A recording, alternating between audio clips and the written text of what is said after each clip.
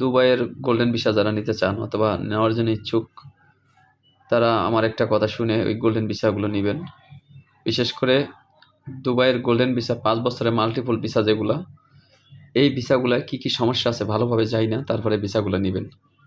কারণ আমি নিছি, আমি ভেজালে পড়ছি, আমি আরেকজনকে ভেজালে পড়তে দিব না ইনশাআল্লাহ।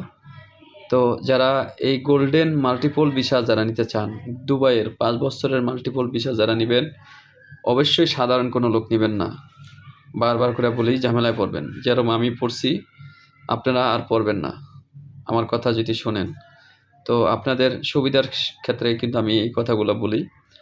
এই গোল্ডেন ভিসার সিস্টেম হইল, যখন আমি গোল্ডেন ভিসাটা আমি নেই এই দালালগোর থেকে, এই দালালরা আমারে বলছে যে 5 বছর আপনি ওই দেশে থাকতে পারবেন ট্রানজিট কইরা। ঠিক আছে, ওকে, আমি গেলাম। যাওয়ার পরে যখন আমি ট্রানজিট করার জন্য, যখন আমি ভিসার জন্য আমি যখন অফিসে শো করলাম, আমারে কোনো দেশেই ভিসা দেয় নাই।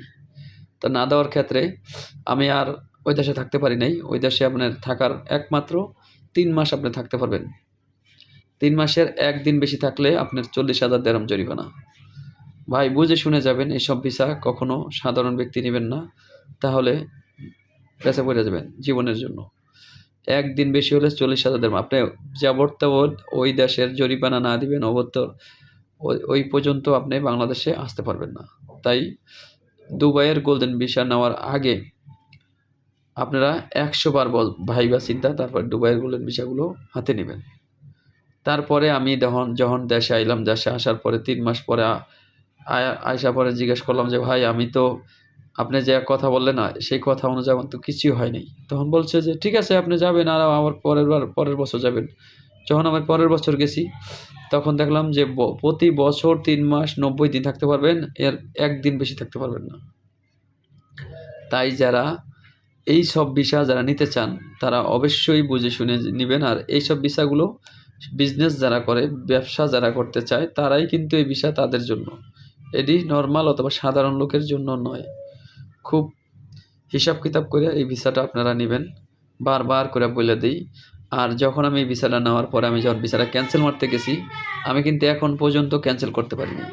আমি 2021 সালে এসেছি, এখনও ক্যান্সেল করতে পারিনি। আর এটার ডিপোজিট মানিটা এখনও পাইনি।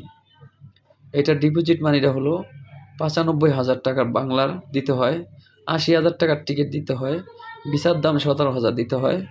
এই টাকাগুলো একদম ব্যর্থা। 2.5 লক্ষ টাকার মতো খরচ হয়েছে আমার, আমি কিছুই করতে পারিনি। তাই বলবো, আমি যারা বিজনেস করেন, ব্যবসা করেন, তাদের জন্য এই ভিসাগুলো। তো বিশেষ করে আমার কথাগুলো আপনারা বুঝছেন, যারা বুঝছেন ভালো কথা, যারা না বোঝেন আবার ভিডিওটি না টেনে দেখে বুঝে শুনে নেবেন। ভালো থাকবেন দর্শক, আসসালামু আলাইকুম।